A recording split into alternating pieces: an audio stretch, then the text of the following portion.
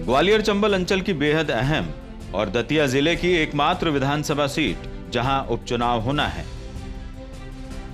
इस आरक्षित सीट के मतदाताओं का विधायक चुनने को लेकर सालों से कुछ अलग ही रुख रहा है। 1962 के बाद भांडेर विधानसभा सीट से एक बार ही किसी प्रत्याशी को दोबारा मौका मिला है। बाकी चुनावों में यहां के मतदाताओं ने हर बार नए चेहरे को मौका दिया है।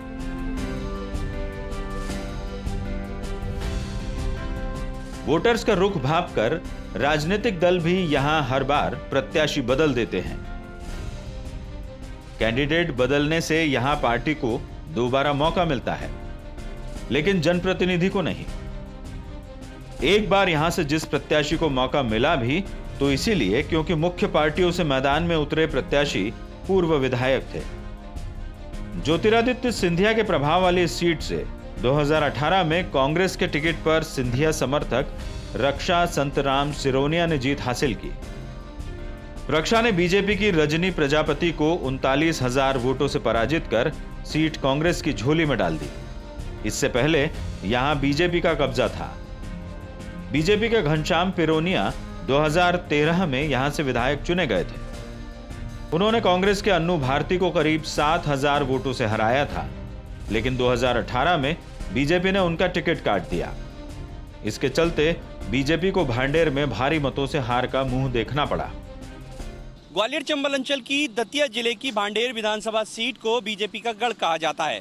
2018 के चुनाव में यहां से कांग्रेस की रक्षा सिरोनिया भारी मतों से जीत दर्ज कर विधानसभा पहुंची, लेकिन ज्योतिरादित्य सिंधिया के साथ उन्होंने भी कांग्रेस से बगावत कर दी और इस्तीफा दे दिया। अब यहां फिर से उपचुनाव होना है। ऐसे में एक बार फिर रक्षा सिरोनिया बीजेपी के टिकट पर यहां मैदान में होंगी, लेकिन देखना दिलचस्प होगा कि यहां की जनता किसे अपना सिरमौर चुनेगी। भांडेर विधानसभा सीट को बीजेपी का गढ़ कहा जाता है। 1998 तक यह विधानसभा सीट ग्वालियर लोकसभा सीट का हिस्सा थी। यहां सिंधिया राजवंश का खासा प्रभाव रहा है। साल 2000 में जिला परिवर्तित हुआ। उसके बाद भांडेर दतिया जिले और भिंड दतिया लोकसभा सीट का हिस्सा बन गया। 1984 में लोकसभा चुनाव के दौरान माधवराव सिंधिया और अटल बिहारी वाजपेयी आमने सामने थे। भांडेर में अटल बिहारी वाजपेयी का लोगों ने दिल खोलकर साथ दिया। हालांकि उस चुनाव में अटल बिहारी वाजपेयी माधवराव सिंधिया से पराजित हो गए थे। भांडेर विधानसभा सीट के राजनीतिक इतिहास पर नजर डालें तो पहली बार कांग्रेस का खाता 1957 में खुला। कांग्रेस के राजाराम सिंह विधायक बने। 1962 में एक बार फिर से कांग्रेस के राजाराम सिंह विधायक बने। 1967 में जनसंघ के किशोरीलाल हंस विधायक बने। 1972 में जनसंघ के ही चतुर्भुज आर्य विधायक बने। 1970 में जनता दल के नंदलाल सरोनिया विधायक बने। 1980 में कांग्रेस के कमलापत आर्य विधानसभा पहुंचे। 1985 में कांग्रेस के राधेश्याम चंदोरिया विधायक चुने गए। 1990 में बीजेपी के पूरन सिंह पलैया भांडेर से चुनाव जीते। 1988 में बहुजन समाज पार्टी के फूल सिंह बरैया यहां से विधायक बने। 2003 में बीजेपी के कमलापत आर्य एक बार फिर चुनाव जीते। 2008 में बीजेपी के आशाराम अहिरवार विधायक बने। 2013 में बीजेपी के घनश्याम पिरोनिया चुनाव जीतकर विधानसभा पहुंचे। 2018 में कांग्रेस की लॉटरी लगी और रक्षा सिरोनिया चुनाव जीतने में कामयाब हुई। मगर कांग्रेस की खुशी ज्यादा दिनों तक नहीं रही। महज 15 महीने के कार्यकाल के दौरान रक्षा सिरोनिया ज्योतिरादित्य सिंधिया के साथ बागी हो गई। उन्होंने कांग्रेस का दामन छोड़ दिया। रक्षा बीजेपी के टिकट पर मैदान में होंगी, मगर उनकी जीत की राह बीजेपी में आने के बाद आसान नहीं होने वाली। वजह है घनश्याम पिरोनिया, जो बीजेपी के पूर्व विधायक है। पिरोनिया के समर्थकों की मांग है कि एक बार फिर घनश्याम को यहां से बीजेपी की टिकट देकर चुनावी मैदान में उतारा जाना चाहिए। इन सब के बीच रक्षा सिरोनिया दावा कर रही है कि उन्हें इस बार भी जनता पूरा सहयोग करेगी। रक्षा का कहना है कि वो कांग्रेस में रहकर क्षेत्र का विकास नहीं कर पाई। रक्षा का यह भी आरोप है कि कांग्रेस के भीतर उनकी सुनवाई नहीं होती थी। उन्हें क्षेत्र के पिछड़े होने की बेहद पीड़ा है और इसी से दुखी होकर उन्होंने कांग्रेस छोड़ी है। रक्षा का कहना है कि दोबारा विधायक बनकर वो क्षेत्र का विकास करेंगी। कुछ चीज़ें मैंने सुधार की हैं और मैं हर कस्बा से हर एक छोटी छोटी गलियों को जोड़ा है मैंने, और कुछ रोड तो स्वीकृत हो गए और 1-1.5 करोड़ का और भी अभी आ चुके हैं रोड, कम से कम 55 रोड जो है जो फिर आ चुके हैं और जी उपचुनाव से पहले हो जाएंगे। मैडम कह रहे हैं कि ये चुनाव है, इसमें कभी अपन अगले सांस को छोटा नहीं समझते। वो सभी नेता बड़े होते हैं, छोटे बड़े, और सभी मेहनत करते हैं। मैंने पहले भी मेहनत की, पहले भी मेरे साथ सभी लोग खड़े हुए थे। इस चुनाव को बहुत मतलब परिस्थिति ऐसी थी, लगता था कि चुनाव में हार जाऊंगी, पर मैं 40,000 से निकाला था मैंने, और इस बार भी मैं उससे ज़्यादा से जीतने की कोशिश करूंगी और जनता मेरे साथ है और मुझे जिताएगी। अगर भांडेर विधानसभा सीट के जातिगत समीकरण पर नजर डालें तो भांडेर में अनुसूचित जाति वर्ग के सबसे ज्यादा मतदाता हैं और इस वर्ग के यहां करीब 50,000 वोटर हैं। यादव समाज के यहां करीब 30,000 मतदाता हैं। दांगी समाज के भांडेर में करीब 20,000 वोटर हैं। ब्राह्मण समाज के यहां करीब 22,000 मतदाता हैं। अनुसूचित जाति वर्ग के साथ ही ओबीसी वर्ग से यादव और दांगी समाज के वोटर यहां निर्णायक साबित होते हैं। भारतीय जनता पार्टी की ये सीट रही है पिछले 15 सालों से। भारतीय जनता पार्टी ने यहाँ काम किया, लेकिन विशेष तौर से जो यहाँ काम किया वो हमारे भांडेर से पूर्व विधायक रहे घनश्याम प्रोनिया ने यहाँ जीव जान से सुख दुख में जनता के और विकास कार्यों के रूप में 12 विद्यालयों का हो या कोई भी हो, सूखा दिलवाई, किसानों के लिए लड़े, विधानसभा में प्रश्न भी लगाया कि हमें भांडेर को क्यों नहीं मिल रहा सूखा, तो उनकी उससे सूखा भी मिल रहा है। जनता का रुझान है कि अगर घनश्याम प्रोनिया को टिकट मिलता है तो यहाँ से जनता बिल्कुल हाथों हाथ लेके अच्छे मतों से भाजपा को जिताएगी। क्या है कि विकास के नाम पे उनके द्वारा आज तक किसी 15 साल वर्ष हुए भाजपा की सरकार हुए, उसके पिछली विधानसभा में जो घनश्याम प्रोनिया जी जीते थे पहले, अभी रजनी प्रजापति हारी थी उससे पहले, तो उनके द्वारा जो विकास कार्य कराया आज तक किसी भी विधायक ने इतना विकास कार्य नहीं कराया। और जो अभी आप बोल रहे हैं जैसे रक्षा संतराम सिरोनिया जी आए थे कांग्रेस से भाजपा में आए हैं, तो उनके द्वारा तो इस समय 15 वर्षों में कोई कार्यकाल में उनके कोई विकास कराया नहीं गया था। और जो अभी आई हैं भाजपा का कार्यकर्ता उनको एक्सेप्ट नहीं कर पा रहा है पूर्ण तरीके से। 2003 के बाद सबसे ज्यादा बार बीजेपी को भांडेर में जीत हासिल हुई है, मगर यहाँ की जनता मूलभूत सुविधाओं के लिए मोहताज है। स्वास्थ्य, शिक्षा, रोजगार, सड़क और सीवर की समस्या आज भी जस की तस बनी हुई है। यहाँ के एकमात्र सरकारी अस्पताल में अव्यवस्थाओं का अंबार है। सरकारी अस्पताल में हर तरफ गंदगी दिखाई देती है। बदहाली का आलम यह है कि लोगों को इलाज के लिए ग्वालियर और झांसी जाना पड़ता है। तस्वीरों में अस्पताल की हालत साफ देखी जा सकती है। भांडेर के शासकीय सामुदायिक स्वास्थ्य केंद्र की हालत क्या है वो तस्वीरों में साफ तौर पर दिखाई दे रही है। यहाँ पर चारों तरफ बदहाली की स्थिति हमें दिखाई दे रही है। मरीजों को डॉक्टरों का इंतजार है और इसके अलावा अगर बात की जाए साफ सफाई की भी प्रॉपर व्यवस्था नहीं है। आप देख सकते हैं ये जो हॉस्पिटल है वहाँ पे ताले पड़े हुए हैं। बात करने की कोशिश करेंगे यहाँ जो तीमारदार हैं उनसे जानने की कोशिश करेंगे किस तरीके का इलाज हो पाता है यहाँ। किस तरीके का इलाज हो पाता है यहाँ पे, कोई मदद मिल पाती है? मदद तो देखो मैं कह नहीं सकता हूँ, लेकिन काफ़ी मैं 2-3 महीने से यहाँ घूम रहा हूँ, अपने चाचा का इलाज करवा रहा हूँ, बलगम की जांच करवा रहा हूँ। यहाँ बलगम जांच हो नहीं पा रही है ठीक ढंग से, और उनको बिना बलगम की जांच, एक्सरे बिना किए, क्योंकि क्या बोलते हैं टीबी की दवाई चालू करवा दी है और 2-3 महीना वो दवाई खा रहे हैं और तो भी कोई स्वस्थ नहीं हो, और खून आ रहा है उनको। और मैं 2-3 बार मतलब ये कहा जाए कि यहाँ स्वास्थ्य सुविधाएं भगवान भरोसे हैं, आप कह सकते हैं, यानी भगवान भरोसे ही यहाँ इलाज चल रहा है यहाँ पर। और गंदगी तो यहाँ बराबर रहती है। मैं काफ़ी क्या बोलते हैं यहाँ चक्कर काटते रहता हूँ, जैसे आप देख रहे हैं वैसी गंदगी तो बराबर यहाँ रहती है। बिल्कुल किस तरीके का लापरवाही का आलम है। एक और तस्वीर हम दिखाना चाहेंगे बाहर की।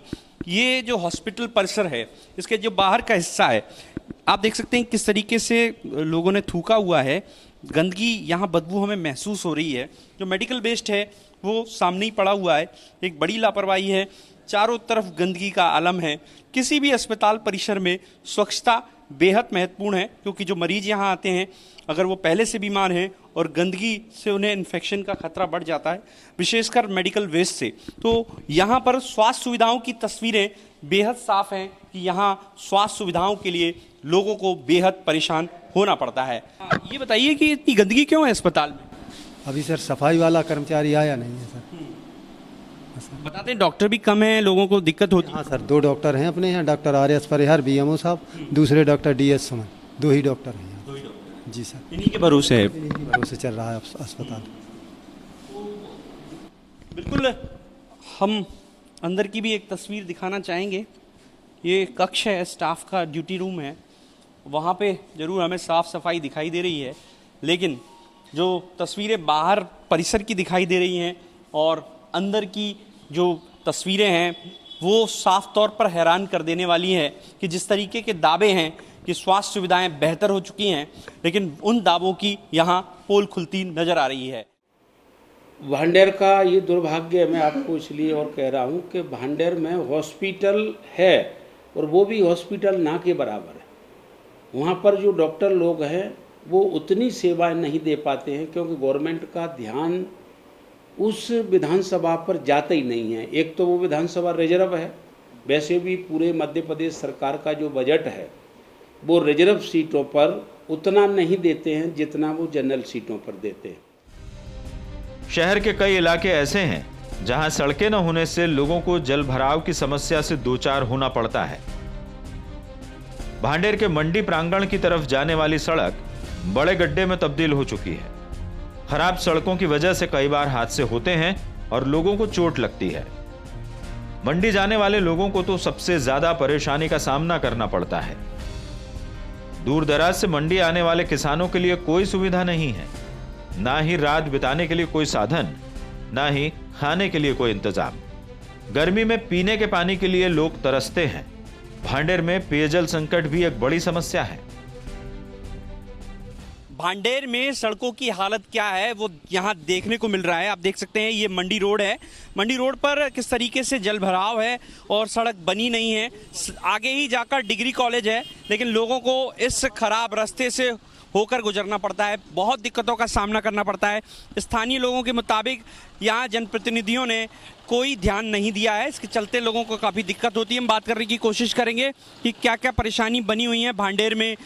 जो रोड है वो किस तरीके से लोग गिरते हैं, दुर्घटनाएं होती होंगी। क्या लगता है रोड कब से नहीं बनाई है? रोड बिलात दिन से नहीं बनो, वो तो साल खाड़ हो गई है। महाराज इसकी परेशानी दिखा रही और नल की भारी समस्या ना, पानी को बहुत परेशान होने पर रहो सर, है ना। नल घर नहीं लगवाए, कई गरीब लोग तो परेशान हो रहे, हम लोग खुद परेशान हो रहे। बाबूजी किस तरीके की दिक्कत है भांडेर में, क्या क्या समस्याएं? समस्याएं बस जो इधर भारी परेशानी है। यहाँ पर डिग्री कॉलेज है, 2-3 स्कूल है, कन्या पाठशाला है नंबर 2 है, और मंडी है। और यहाँ पर आए दिन 2-2, 3-3, 4-4 ट्रक फंस रहे हैं, वहाँ में गाड़ी फंस रही और घंटों परेशान होते हैं आदमी। बस जो हाल हो रहा है। साफ सफाई भी नहीं दिख रही है। हमें पानी की कितनी किल्लत है? पानी की सब पानी तो सही आ रहा है, पानी नल लगे सरकारी में तो सही आ रहे हैं। जो हेडपम्प वगैरह है वो तो बिल्कुल बेकार डरे साहब। ये तस्वीर एक और दिखाना चाहूँगा कि किस तरीके से यहाँ पे नालियाँ गंदी हैं और सीवर नहीं है यहाँ पर, तो पानी भर जाता है, गंदा पानी यहाँ सड़कों पर बहने लगता है। वो एक हैंडपम्प है जो सरकारी हैंडपम्प है, जो स्थानीय लोगों के लिए पेयजल की एक बड़ी आपूर्ति करता है, लेकिन ख़राब पड़ा हुआ है। काफ़ी समय से सरकारी नल से जैसे तैसे गुजारा हो रहा है। गड्ढे में तब्दील हो चुकी मंडी रोड की सड़क को लेकर लोगों में गुस्सा है। किसान भी अपनी परेशानी बयां करने में गुरेज नहीं करते।